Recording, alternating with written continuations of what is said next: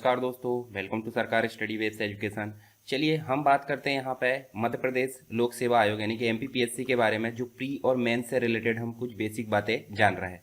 अगर आप स्टार्टिंग से तैयारी करना चाहते हैं तो आप इसके अंतर्गत जो है यहाँ पे जोड़ सकते हैं, जैसे कि एग्ज़ाम की प्रोसेस क्या होती है, उसका सिलेबस यानी पाठ्यक्रम क्या होता है, और उसके बाद हम जो है अब बात करेंगे रणनीति की। रणनीति मतलब जो स्ट्रेटेजी होती है। तो देखिए यहाँ पे हमने इसके पहले जो है एग्जाम की प्रोसेस क्या होती है, कितने चरणों में होता है, किस प्रकार होता है, सारी बातें यहाँ पे जान ली। उसके बाद हमने जो एग्जाम का सिलेबस यानी कि जो पाठ्यक्रम होता है उसके बारे में भी विस्तार से जान लिया। प्री और मेंस दोनों का ही सिलेबस हमने यहाँ पे डिकोड कर दिया। अब बात करेंगे सिलेबस के अकॉर्डिंग हम जो है हमारी स्ट्रेटेजी यानी रणनीति कैसे तैयार करें, एग्जाम की तैयारी कैसे शुरू करें, कहाँ से शुरू करें और किस प्रकार करें, कौन कौन से सोर्सेस होंगे, सारी बातें हम यहाँ पे जानेंगे। ठीक है, तो हमारा जो तीसरा स्टेप है वो है एग्जाम की स्ट्रेटेजी। एग्जाम की स्ट्रेटेजी मतलब रणनीति। रणनीति क्या होनी चाहिए मध्य प्रदेश लोक सेवा आयोग की जो राज्य सेवा परीक्षा है, एमपीपीएससी जिसे हम बोलते हैं, उसके अंतर्गत एग्जाम की स्ट्रेटेजी क्या होनी चाहिए ताकि हम अधिक से अधिक अंक लाकर एग्जाम में सफल हो सकें। तो चलिए बात करते हैं एग्जाम की स्ट्रेटेजी के बारे में। तो यहाँ आप देखिए मध्य प्रदेश लोक सेवा आयोग की ऑफिशियल वेबसाइट, इसको आप ध्यान में रखिए। इसके अंतर्गत आपको नोटिफिकेशन, बहुत ही इंपॉर्टेंट चीज़ें देखने को मिलती है। इसके बारे में अभी आपको बताऊंगा भी, मतलब आपको घुमाने ले चलूंगा इस वेबसाइट के अंतर्गत। दूसरी चीज़, आपको टेलीग्राम चैनल को ज्वाइन कर लेना है, SSW एजुकेशन PDF। यहाँ पे आपको इंपॉर्टेंट चीज़ें मिलते रहेगी इससे रिलेटेड। ठीक है, ये आप देख सकते हैं, इस प्रकार का लोगो आएगा और ये नाम है। ठीक है, चलिए यहाँ पे हम बात करें तो एमपीपीएससी स्ट्रेटेजी के अंतर्गत हमको तीन परीक्षा देखने मतलब तीन स्टेज देखने को मिलती है। जो परीक्षा है उसके अंतर्गत तीन स्टेप्स यानी तीन चरण देखने को मिलते हैं। एक तो प्रारंभिक चरण होता है जो कि क्वालिफाइंग नेचर का होता है, यानी कि एक प्रकार से आपको उसमें क्वालिफाई बस होना है। उसके बाद आपको सेकंड जो पेपर होता सेकंड जो स्टेज होता है, सेकंड चरण होता है, वो होता है मुख्य परीक्षा का, यानी कि एमपीपीएससी मेंस।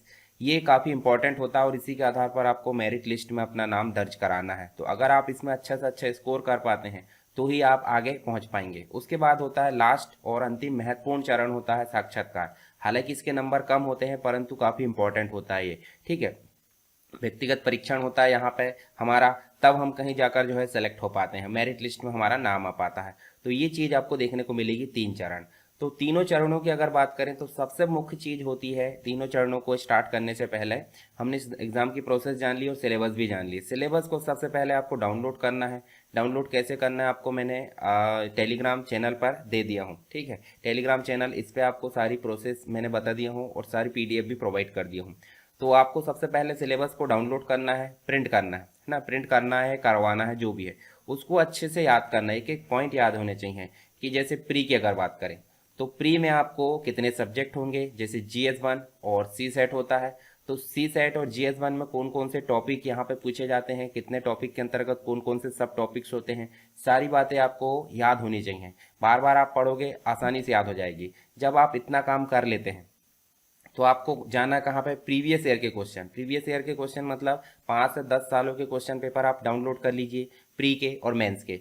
सबसे पहले बात करेंगे हम प्री की। तो प्री के जो पेपर है उसको आप डाउनलोड कर लीजिए और डाउनलोड करने के बाद आप बार बार उसको जो है पढ़िए और मिलान कीजिए कि सिलेबस के अंतर्गत जो टॉपिक है उसके द्वारा जो है क्वेश्चन किस प्रकार बनता है, ये चीज़ हमको पता हो जाए तो हम उस हिसाब से आगे की तैयारी हमारी शुरू कर सकते हैं। अब तैयारी कैसे करना है वो भी मैं आगे बताऊंगा। तो मुख्य चीज क्या हो गई हमारे सामने, सिलेबस यानी कि पाठ्यक्रम हो गया। दूसरी बात, प्रीवियस ईयर के क्वेश्चन यानी पिछले वर्षों में पूछे गए जो परीक्षा है उसमें पूछे गए प्रश्न पत्रों के अंतर्गत जो प्रश्न है उनको हमको ध्यान से पढ़ना है और डिकोड करना है कि सिलेबस के अकॉर्डिंग क्वेश्चन किस प्रकार बनते हैं, ताकि हम उस टॉपिक के आसपास सारे जो मुख्य टॉपिक है उनको कवर कर सकें, उनसे संबंधित नोट्स बना सकें और हम उनको बार बार रिवाइज कर सकें। यही मुख्य रूप से हमको ध्यान में रखना होता है कोई भी परीक्षा के लिए।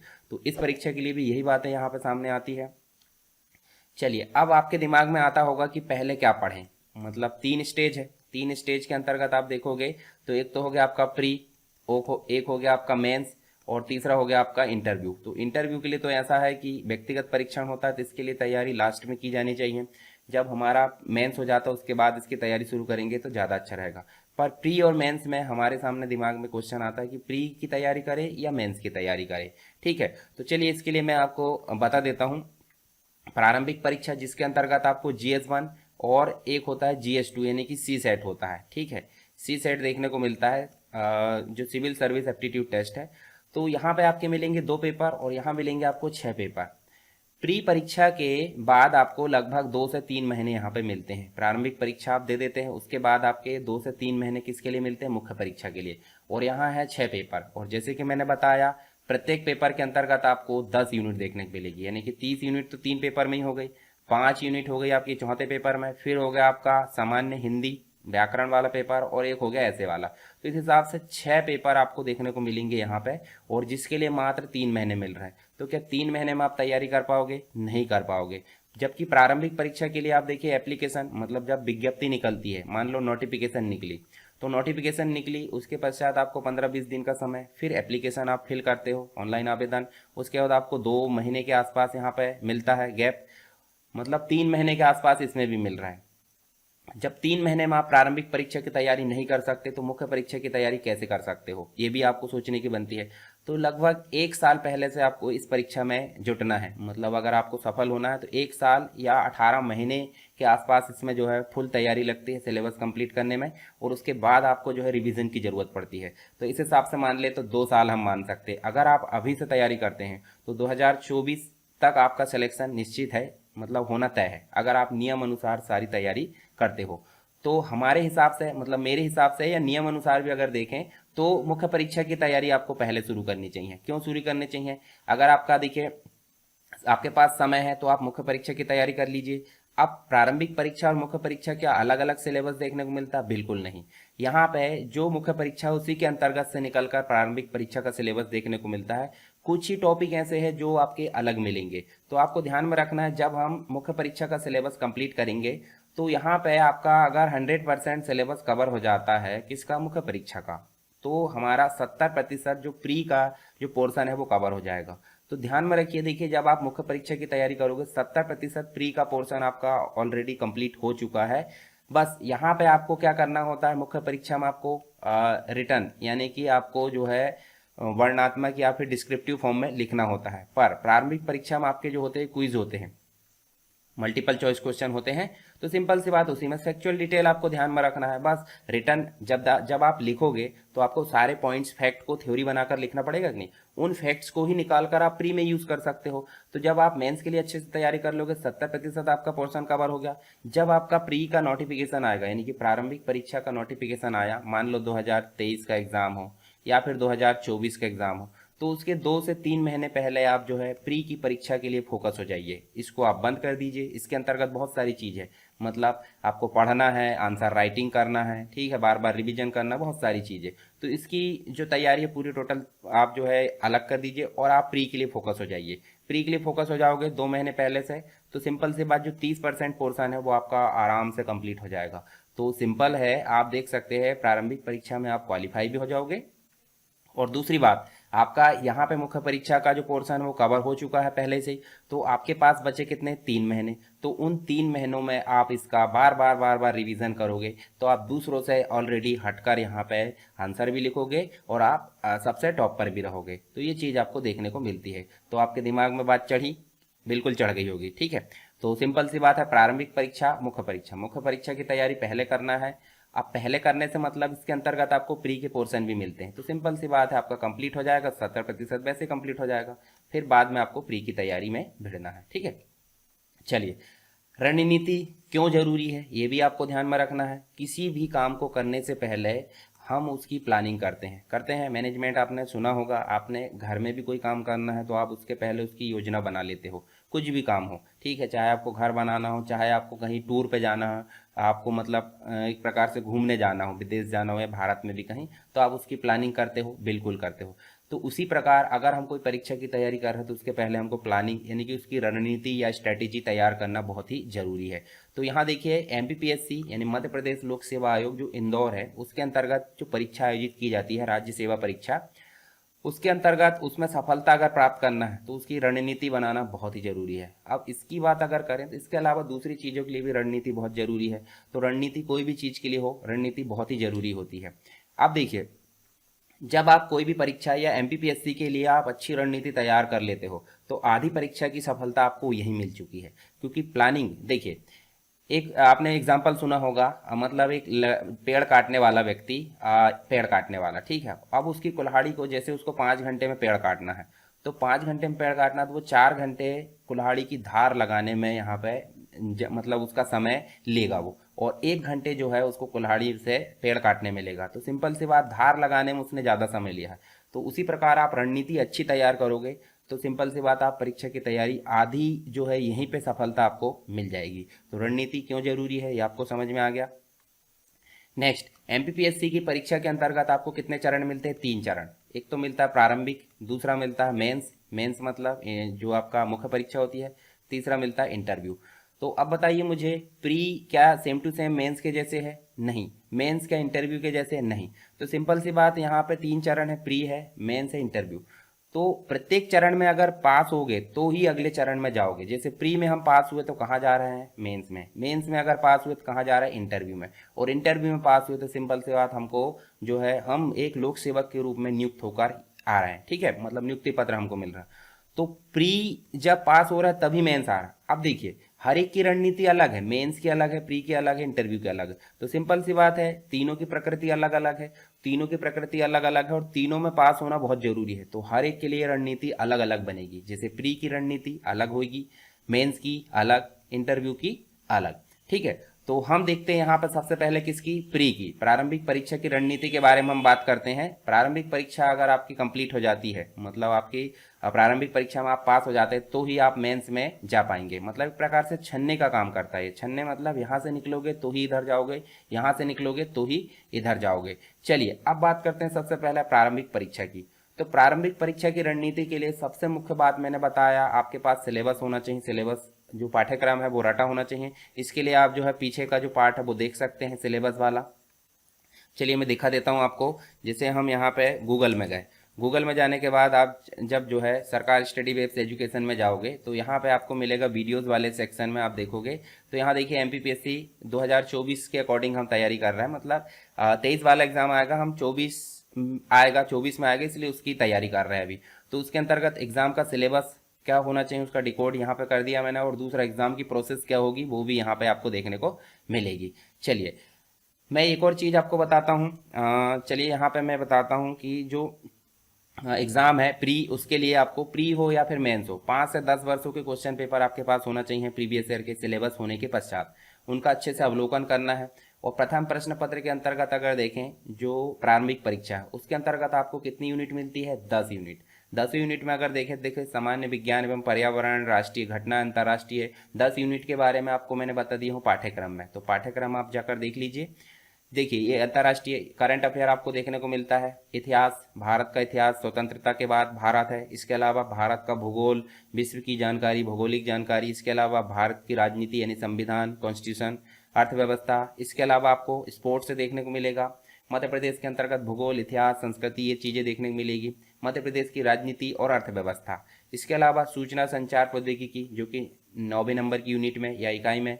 राष्ट्रीय एवं प्रादेशिक संवैधानिक सांविधिक संस्थाएं, जो आयोग है।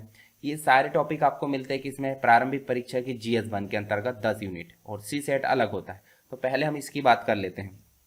तो आपको सबसे पहले कहाँ जाना? गूगल पे। और गूगल पे जाने के बाद आपको देखना है, देखिए MPPSC PYQ, इस प्रकार से आप लिखोगे।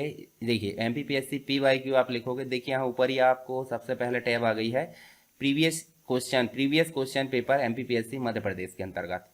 ऐसे आप क्लिक करोगे और सीधे आप क्लिक करने के बाद जाओगे तो नीचे आप देखोगे, देखिए अच्छा मेन वेबसाइट में भी जाओगे तो भी एक टैब बनी मिली है प्रीवियस ईयर क्वेश्चन पेपर।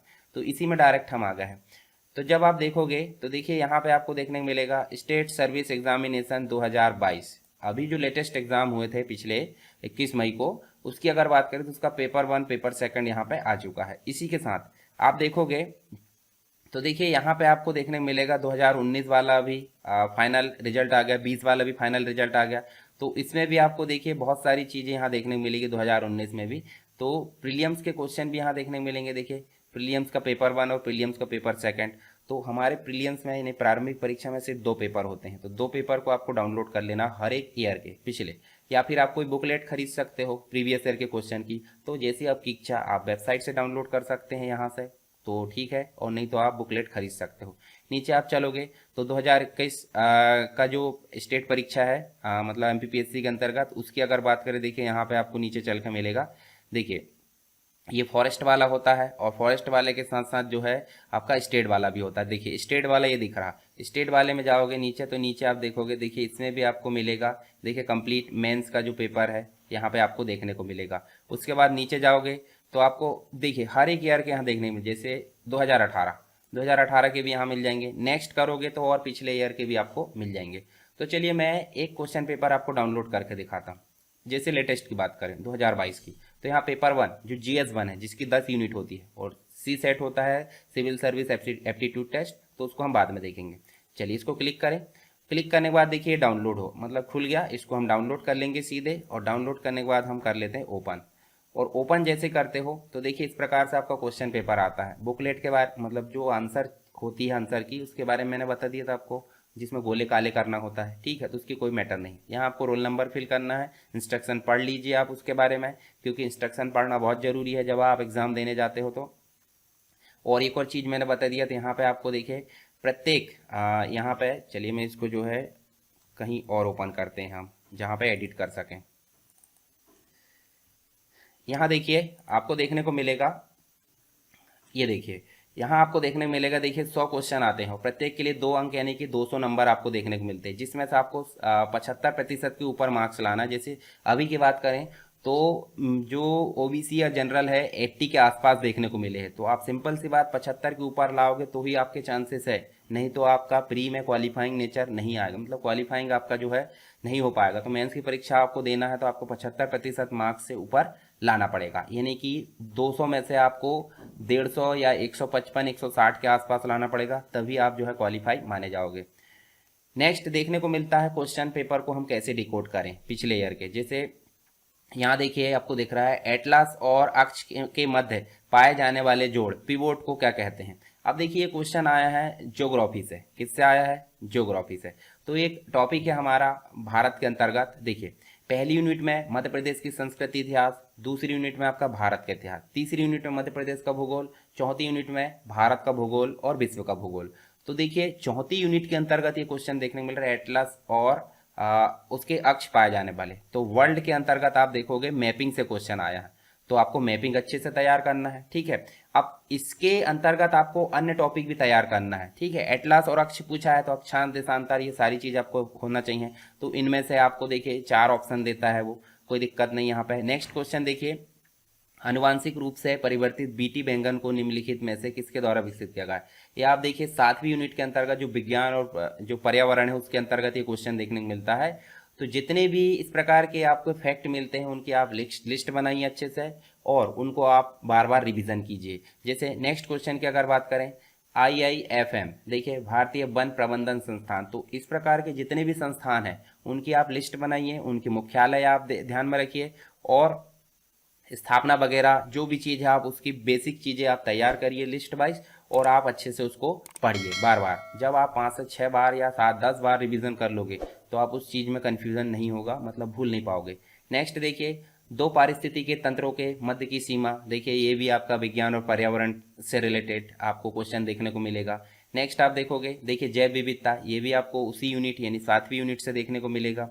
वायु की गति के मापन के अंतर्गत ये देखें तो देखिए ये इस प्रकार के आप देखोगे, तो ये मापन वाले यंत्र जितने भी है उनकी आप लिस्ट बनाइए और आप उनको बार बार पढ़िए। तो देखिए जब आप इस क्वेश्चन को देखोगे तो इसकी प्रकृति के अनुसार दूसरे जो टॉपिक है इससे रिलेटेड उनको आप अच्छे से पढ़िए, ताकि क्या हो नेक्स्ट टाइम जब इससे रिलेटेड क्वेश्चन आए तो आप उसको जो है कंफ्यूज ना हो पाए या आप उसको हल कर पाए सही तरीके से।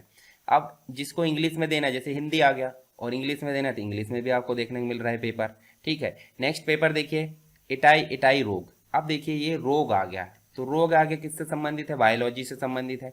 तो जितने भी प्रकार के रोग है वो किससे होते हैं, उससे क्या प्रभावित होता है, वो चीज़ों की आप लिस्ट बनाइए और उनको अच्छे से पढ़िए, ठीक है। तो एक क्वेश्चन हमको ये बता देता है कि क्वेश्चन किस प्रकार से आते हैं बायोलॉजी के अंतर्गत, बीमारी डिजीज के अंतर्गत। डिजीज के अंतर्गत पेपर कैसे आ रहा है क्वेश्चन पेपर, तो वो आपको पता चल रहा है यहाँ पे। आप सिलेबस को ध्यान रखिए, सिलेबस में वही टॉपिक को अच्छे से पढ़िए जो क्वेश्चन आते हैं, मतलब बार बार। अब ये एक साल में ये क्वेश्चन आ गया, पिछले 10 साल या 5 साल में आप जो देखोगे बार बार रिपीट जिन टॉपिक से हुए उन टॉपिक की आप लिस्ट बनाइए सिलेबस के अकॉर्डिंग मिलाकर, और उसके अकॉर्डिंग आप उसकी नोट्स बनाइए, शॉर्ट नोट्स, बार बार रिवीजन कीजिए। तो आपको क्या होगा, इससे काफ़ी फायदा होगा और आप दूसरों से अलग रहेंगे। देखिए यहाँ पे खाद्य सुरक्षा और मानक अधिनियम 2006 के अनुसार देखिए हमारे देश में निम्नलिखित में से किस चिन्ह को सभी प्रसंस्कृत फल उत्पादों के लिए अनिवार्य माना जाता है। ठीक है, तो आप देखिए यहाँ पे आपको देखने को मिलेगा जितने भी आपको देखिए ISI मार्क है, FPO, BEEO है, हॉलमार्क है, इतने इस प्रकार के जितने भी जो स्टैंडर्ड मार्क्स होते हैं उनको आपको ध्यान में रखना है, लिस्ट बनाना है, और वो क्यों यूज़ किए जाते हैं वो आपको पता होने चाहिए। देखिए भारत में कोयले के सकल उत्पादन इकोनॉमी से क्वेश्चन आया, और कौन सी इकोनॉमी से क्वेश्चन आया, मध्य प्रदेश की। तो मध्य प्रदेश की इकोनॉमी में जितनी भी खनिज संसाधन है, कोयला हो, लोहा हो, जितनी भी चीज़ें हैं, उनमें हमारे मध्य प्रदेश का कौन से नंबर का स्थान है, मतलब उत्पादन में या फिर निर्यात में, बहुत सारी चीज़ों में होता है, खपत में होता है। तो इन चीज़ों की आप लिस्ट बनाइए, टेबल बनाइए। जैसे कि यहाँ पे देखिए, यहाँ आप देखिए विश्व, भारत और मध्य प्रदेश, तीन आप टेबल बनाइए मध्य प्रदेश में। जैसे यहाँ लिखिए आपने कोयला, कोयला का विश्व में देखिए, विश्व में सबसे आगे कौन है, मध्य भारत में कौन है, और मध्य प्रदेश में आप देखोगे तो कौन है। सकल उत्पादन में, या अलग अलग प्रकार से आप लिस्ट बना सकते हैं। जब हम मध्य प्रदेश का अध्ययन मतलब करेंगे अच्छे से, तो वहाँ आपको ये चीज़ें मैं और अच्छे से बता पाऊंगा। तो ये इस प्रकार से आपको डिकोड करना है पिछले ईयर के क्वेश्चन को। ठीक है, ये चीज़ आपको पता चल गई। चलिए अब हम जो है बात करते हैं और आगे की स्टेप्स की। तो आपको डाउनलोड कैसे करना है, मतलब जो क्वेश्चन पेपर है वो मैंने बता दिया कैसे करना है। फिर से चलिए मेरे साथ, ये देखिए मध्य प्रदेश लोक सेवा आयोग मतलब Madhya Pradesh public service commission के अंतर्गत जो वेबसाइट, ऑफिशियल वेबसाइट में जाना है, और ये होम पेज मिलेगा आपको। ठीक है, होम पेज मिलेगा, यहाँ आप देखोगे तो आपको लेटेस्ट कुछ चीज़ें देखने को मिलेगी, जैसे रिजल्ट है, एडमिट कार्ड है, जो भी चीज़ आपके एग्ज़ाम मतलब आपको अप्लाई करना है तो आप अप्लाई ऑनलाइन कर सकते हैं, रिक्रूटमेंट देख सकते हैं एडवर्टाइजमेंट के, और प्रीवियस ईयर के क्वेश्चन में जाना तो यहाँ पे आप देखेंगे लेटेस्ट पेपर 1 और पेपर 2 दिख रहा है। तो आप पेपर 2 को भी मैं थोड़ा सा दिखा देता हूँ। पेपर 2 आप देखोगे वही पैटर्न रहता है, सेम टू सेम, 100 नंबर मतलब 100 क्वेश्चन रहते हैं, 200 नंबर का रहता है। अब यहाँ आपको सामान्य बेसिक मैथ्स है, सांख्यिकी, हिंदी है, हिंदी भी देखने को मिलेगी। ठीक है, कुछ बेसिक कम्युनिकेशन से रिलेटेड चीज़ें जैसे कि मैंने सिलेबस में बताया था, जैसे विलुप्त संख्या रीजनिंग का क्वेश्चन है, सामान्य मतलब बहुत बेसिक होती है। तो आप इनको जो है मतलब नॉर्मल हल कर सकते हैं थोड़ी सी प्रैक्टिस के पश्चात। तो इसकी तैयारी भी करना बहुत ज़रूरी है। चलिए हम वापस चलते हैं हमारी रणनीति में। तो ये तो मैंने बताया 10 टॉपिक से रिलेटेड आपको हर एक टॉपिक को कैटेगराइज करना है, किससे कितने क्वेश्चन आए हैं वो आपको ज़्यादा लोड नहीं लेना, बस ये ध्यान रखना है कि किस टॉपिक से क्वेश्चन आए हैं, और उस टॉपिक के आसपास के टॉपिक को आपको अच्छे से तैयार करना है। ठीक है, जैसे कि मैंने बताया पाठ्यक्रम को अच्छे से पढ़ लेना है, मतलब जितना भी आपका सिलेबस है उसको अच्छे से याद कर लेना है, चाहे वो प्री का हो चाहे मेंस का हो। तो प्री की बात कर रहे हैं हम, प्री के सिलेबस को आप अच्छे से पढ़ लीजिए। जैसे 10 यूनिट आपकी GS1 में, तो उसको आप अच्छे से याद कर लीजिए। उसके बाद प्रीवियस ईयर के क्वेश्चन के साथ उसकी मिलान कीजिए कि किस टॉपिक से किस प्रकार क्वेश्चन आते हैं। काफ़ी बारीकी से अध्ययन करना है इस चीज़ का। ठीक है, उसके बाद अवधारणात्मक और तथ्यात्मक मतलब जो भी फैक्चुअल डिटेल होती है उसको अच्छे से आपको ध्यान में रखना है, और उसकी जो है टॉपिक वाइज यहाँ पे आपको नोट्स बनाना है फैक्चुअल डिटेल, ताकि आप जो है उसको बार बार रिवीजन कर सके। अब बुक से आप कब तक पढ़ोगे, बुक से पढ़ लिए, बुक से पढ़ने के बाद आप अपनी खुद की नोट्स बनाना है और उसको अच्छे से बार बार रिवीजन करना है, तब जो है तब जाकर कहीं जो आपको चीज़ें याद होगी। प्रश्नों को याद करने का, हल करने का तरीका जो होता है क्या होता है, संक्षिप्त नोट्स बनाना। जैसे मैंने बताया अभी, शॉर्ट नोट्स बनाइए, डायग्राम बेस पे बनाइए, और बार बार उसको रिवीजन कीजिए। जितनी बार आप ज़्यादा रिवीजन करोगे उतना ही अच्छा आपके लिए होगा। जैसे जो अधिनियम होते हैं, अधिनियम मैंने बताया 10वीं यूनिट में आपको देखने को मिलेगा, नीति आयोग है, CAG है, UPSC है, MPPSC, जितने भी अधिनियम होते हैं उन अधिनियमों के लिए आप जो है एक तो लेटेस्ट आप देख सकते हैं वर्तमान में, देखिए इंडिया ईयर बुक आती है, हर साल आती है, इससे भी आप ध्यान में रख सकते हैं कुछ बेसिक चीज़ें, और आप इसके लिए स्टैंडर्ड नोट्स बना सकते हैं अलग से, और उन चीज़ों को जो है आप बार बार पढ़ सकते हैं। जैसे उसकी स्थापना कब हुई, क्यों बनाया गया, क्या काम करता है, उसके कितने सदस्य होते हैं, ठीक है, सदस्यों का कार्यकाल क्या होता है, सारी चीज़ें आपको ध्यान में रहनी चाहिए अधिनियम और संस्थाओं के बारे में।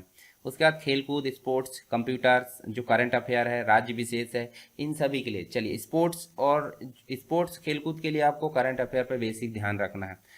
लगभग 1.5 साल से 2 साल के अंतर्गत जो करंट अफेयर उसको पढ़ना है आपको, और इसके लिए कोई मैगजीन खरीद सकते हैं। दूसरा, आप डेली वाइज पे न्यूज़पेपर को फॉलो कीजिए। न्यूज़पेपर दैनिक जागरण हो सकता है, द हिंदू, आप अपनी लैंग्वेज के हिसाब से प्रेफर कर सकते हैं। ठीक है, करंट अफेयर की घटना है। कंप्यूटर के लिए मैंने ऑलरेडी पढ़ा दिया हूँ, फिर भी मैं नए सिरे से इसके लिए जो है मैं अलग से पढ़ा दूंगा। और ठीक है, इसके साथ ही राज्य विशेष के लिए आप जो है कोई स्पेशल जैसे बुक आती है, तथ्यवान है, या फिर आप बोल सकते हैं अलग से इसी प्रकार की बुक आती है जिसके अंतर्गत आप जो है इसकी विस्तार से तैयारी कर सकते हो और अपनी फैक्चुअल डिटेल को यहाँ पे नोट कर सकते हो। विज्ञान के लिए आप सामान्य लूसेंट, कंप्यूटर जैसे कि मैंने बताया मैं पढ़ा दूंगा इसके लिए, ठीक है, तो इसके बारे में आपको टेंशन नहीं लेना है। विज्ञान के लिए जो सामान्य विज्ञान की जो लूसेंट होती है उसको आपको अच्छे से पढ़ लेना है, तो आपका जो है कवर हो जाएगा। ठीक है, करंट अफेयर के लिए देखिए दैनिक अखबार जैसे कि मैंने बताया, दैनिक जागरण है, द हिंदू है, इनके आप ट्यूटोरियल फॉलो कीजिए या फिर इनके न्यूज़पेपर को आप डेली वाइज पे पढ़ सकते हैं 1 घंटे का समय निकाल कर। राज्य विशेष के लिए जैसे कि मैंने बताया आप कोई स्टैंडर्ड बुक को फॉलो कर सकते हो। ठीक है, और आगे भी और बताऊंगा मैं बुक्स के बारे में, बुक्स का जो वीडियो है वो अलग से मैं बना दूंगा, तो उसकी आपको टेंशन नहीं लेना है। ठीक है, तो राज्य विशेष की कोई बुक आती है उसको आप अच्छे से पढ़ लीजिए, बार बार मैप वाइज आप क्वेश्चन को याद रखने की कोशिश कीजिए। ठीक है, और अपनी शॉर्ट नोट्स बनाते चलिए। सेकंड जो पेपर होता है कौन सा, सी सेट का। सी सेट जो होता है सामान्य अभिरुचि परीक्षण यानी कि सिविल सर्विस एप्टीट्यूड टेस्ट, इसके अंतर्गत आप देखोगे तो इसमें आपको क्या क्या मिलेगा, इसकी जो है 10वीं के स्तर पर आपके प्रश्नों की प्रकृति मिलेगी, जैसे कि मैंने बताया था सामान्य रीजनिंग, सामान्य गणित और कुछ बेसिक आपकी समझ के अकॉर्डिंग आपको पेपर इसमें देखने को मिलेगा। तो पिछले ईयर में पूछे गए प्रश्नों की एक लिस्ट बनाई है, किस प्रकार क्वेश्चन आते हैं, किस किस टॉपिक से आते हैं, उनको समझिए और उसके बाद जो है आप जो है इसको हल कीजिए। ठीक है, साथ ही इसमें नेगेटिव मार्किंग का प्रावधान नहीं है। जैसे मान लीजिए आप 100 क्वेश्चन आ रहा है, 100 क्वेश्चन में से आपको 80 बन रहा है अच्छे से, ठीक है, अब 80 नहीं बन रहा है, जो भी है भाई मैंने एक अनुमान बताया कि 80 बन रहा है, अब आपके 20 क्वेश्चन नहीं बन रहा है तो 20 क्वेश्चन छोड़ के आने की नहीं बनती, आपको उनको भी एक अनुमान के आधार पर टिक मार्क करके आना है, यानी कि गोले काले करके आना है, ये चीज़ आपको ध्यान में रखना है। इसके साथ ही परीक्षा जैसे मान लीजिए 15 दिन पहले क्या होता है, विज्ञप्ति जारी होती है, उसके 15 दिन बाद से फॉर्म फिल होते हैं, फिर फॉर्म फिल होने के 2 महीने पश्चात क्या होता है, आपकी प्रारंभिक परीक्षा होती है। तो इस हिसाब से 3 महीने आपके पास में रहे टोटल, तो 3 महीने के अंतर्गत आप 2.5 महीने जो है कंप्लीट तैयारी मतलब उसकी कर लीजिए, जो भी हो गई है पहले से, हालांकि तैयारी 1 साल पहले से करते हैं तो तैयारी हो गई है। एग्जाम के 15 से 20 दिन पूर्व आप तैयारी को अलग कर दीजिए और सिर्फ आपको टेस्ट देना है, मॉक टेस्ट होता है, मतलब आप कोई स्टैंडर्ड टेस्ट लगाइए 100 क्वेश्चन का और उसकी समय सीमा रखिए 2 घंटे की और बार बार टेस्ट दीजिए। इस प्रकार आप 20 से 30 टेस्ट आप दे दोगे, मतलब 20 दिन में 20 टेस्ट दे दोगे। तो सिंपल सी बात, आप जब आगे एग्जाम में जाओगे तो आपको कन्फ्यूजन नहीं रहेगा, बहुत सारी चीज़ों में कॉन्फिडेंस आ जाएगा और जो क्वेश्चन आपने टेस्ट में दे चुके हैं उन क्वेश्चन के सही होने का परसेंटेज काफ़ी अधिक हो जाएगा। तो टेस्ट देना बहुत ज़रूरी है, मॉक टेस्ट। ठीक है, तो इसके लिए आप जो है फ्री टेस्ट भी अवेलेबल होते हैं या फिर ऑफलाइन आप जो है अनसॉल्व्ड लेकर आ जाइए और उनको सॉल्व कीजिए। सॉल्व कैसे करना है, आपको जो गोले काले करने वाली सीट है, एक में से मतलब कहीं सीट मिल जाती है डेमो वाली, उस सीट को आपको हल करना है नियमित रूप से 2 घंटे। ठीक है, और फिर मिलान करना है कि हम कहाँ गलत हो रहे हैं, तो उसको आप रिवीजन कर सकते हैं उसी दिन जिस दिन आपने जो है टेस्ट दिया। उसके बाद देखिए विषय की समझ इससे काफ़ी विकसित हो जाएगी और आप जो है परीक्षा में अच्छे से अच्छे अंक हासिल कर पाओगे और प्री में क्वालिफाई हो जाओगे। प्री में जब क्वालिफाई हो जाओगे तो नेक्स्ट आपका पेपर कौन सा है, मेंस। मेंस में आपको 6 पेपर देना है, 6 पेपर की रणनीति क्या होनी चाहिए वो भी हम बात करेंगे आगे चल के। ठीक है, तो इसके लिए टेंशन नहीं लेना है। यहाँ पे मैंने आपको बताया प्रीवियस ईयर के क्वेश्चन, मतलब जो प्रारंभिक परीक्षा है उसके बारे में कुछ बेसिक चीज़ें बताया, ये चीज़ आपको क्लियर हो गई होगी। तो यहाँ पे आप जो है सबसे पहले वाला पार्ट देख सकते हैं एग्जाम की प्रोसेस, दूसरा वाला पार्ट देख सकते हैं सिलेबस, मतलब जो एग्जाम का सिलेबस क्या होना चाहिए, तीसरा वाला पार्ट अभी हम देख रहे हैं कौन सा, एग्जाम की स्ट्रैटेजी क्या होनी चाहिए। तो प्रारंभिक परीक्षा की स्ट्रैटेजी यानी कि रणनीति के बारे में बात कर लिए। अब बात करेंगे हम मुख्य परीक्षा की स्ट्रैटेजी, उसके बाद हम बात करेंगे किसकी, मुख्य परीक्षा में ही निबंध लेखन आता है, निबंध, ठीक है, प्रारूप लेखन आता है, तो उनको हम कैसे लिखें उसके बारे में अलग बात करेंगे। साथ ही उसके बाद थर्ड स्टेज आती है इंटरव्यू की, तो इंटरव्यू में क्या क्या होता है, किस प्रकार हम उसकी तैयारी करें, ठीक है, कौन कौन से चरण होते हैं उसमें, सारी चीज़ हम बात करेंगे विस्तार से। तो आपको टेंशन नहीं लेना है, मैं सारी चीज़ें आपको क्लियर करूंगा और जो भी समस्या आपको आएगी इस एग्ज़ाम को देने में वो मैं आपको जो है बताऊंगा क्लियर करके। ठीक है, तो ये आपको कैसा लगा, ये सारी चीज़ें रणनीति आपको अच्छे से समझ में आ गई, आप मुझे कमेंट बॉक्स में बताते चलिए ताकि मैं आगे जो है और आपके लिए अच्छे से अच्छा प्रयास कर सकूं। तो नेक्स्ट पार्ट में हम देखेंगे मुख्य परीक्षा की रणनीति क्या होना चाहिए। तो चलिए दोस्तों मिलते हैं नेक्स्ट पार्ट में, तब तक के लिए जय हिंद।